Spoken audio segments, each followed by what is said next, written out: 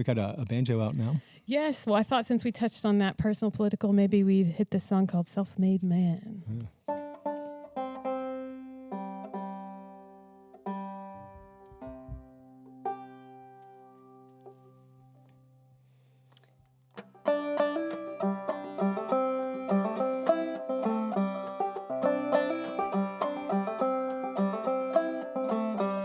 How many men do you think it takes to make a self-made man?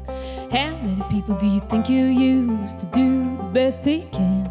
Have you watched his eyes when he deals you cards? Do you know the other players in his life?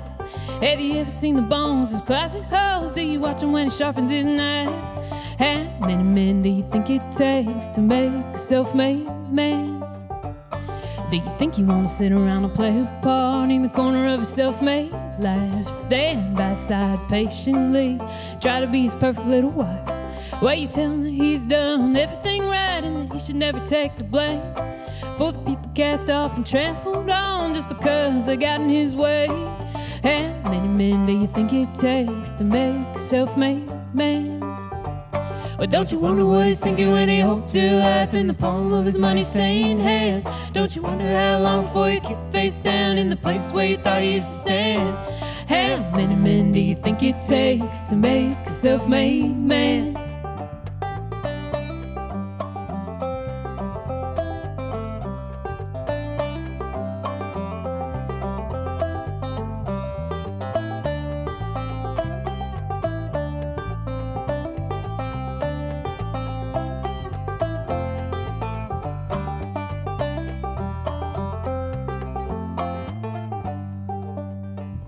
How many men do you think it takes to make a self-made man?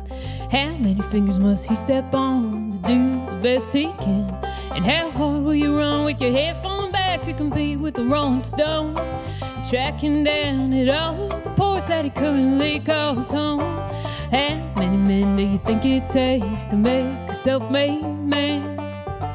Well, don't you wonder what he's thinking when he holds your life in the palm of his money-stained hand? Don't you wonder how long before you kick face down in the place where you thought you used to stand?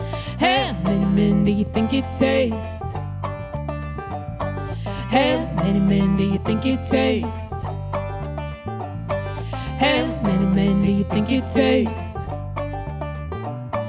How many men do you think it takes to make a self-made man? All right, it's WNCW live music from Studio B today. Rachel Baiman playing songs from her new record, The Common Nation of Sorrow. In advance of the show tonight at the Radio Room in Greenville, South Carolina at 8 o'clock, in case you're wondering, Thank Rachel. you. Learn something new every day. That's right. So there's a great story there. That's a John Hartford tune. Yeah, so it's a pulled from like a John Hartford fragment that was on his rare and unreleased album. And if you listen to it there, because you can find it now since it has since been released. And I heard it one day when I was going through some of his old work, and it just sounded like a piece of a song that was unfinished. It had basically like the words from that chorus part that I sing and the words from the first verse and part of the third verse, but they were all to the melody that has essentially become the verse melody. So I added another verse and I kind of wrote this bridge part and tried to kind of fill it out. It was like my fantasy that I was having a co-write with John Hartford, you know, and tried to finish it in a style that I thought he would have liked, but also that I was like, okay, like I hear this is an amazing idea, and I think you just never got around to finishing it. And I love that song so much. I think that the whole premise behind it is it's got all of the brilliance of John Hartford, the simplicity, the humor, you know, the statement and the jauntiness of it. So I love playing that every time. Yeah, that you're right. It's fun, but it's serious, right? Yeah, and it's a story. That's the goal, right? Yeah, and it's easy to sing along with, but it's yeah. That's cool. Yeah, John Hartford's a big influence on you, I guess. Yeah, this is actually a tattoo of John Hartford's sketch of the Julia Bell Swain. He's a huge musical influence for me, I think, because I started playing the fiddle, and I spent a really long time being sort of a technician of the instrument and trying to learn how to be like technically perfect as a fiddle player. And when I heard John Hartford, it kind of made sense to me how one could make art versus craft, like how much there is to do with music that is nothing to do with perfection and technicality.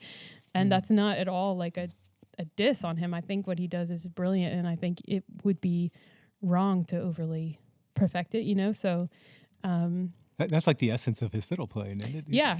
And also just like the way that he sings and like it's very conversational and human. It just humanizes the whole thing. And I don't know, as soon as I heard his music, I was like, that is what I want to do. Folk music, whatever that means. Yeah. He's it, right? Yeah, it's interesting. I mean, because like coming from like a bluegrass and old time background, it kind of went in such a technical direction, and it continues to do that. And I think that's also beautiful. But it just took me a while to figure out where I wanted to fit into that spectrum, because there's so much training available in those different, genres now. So you can kind of figure out how far you want to go.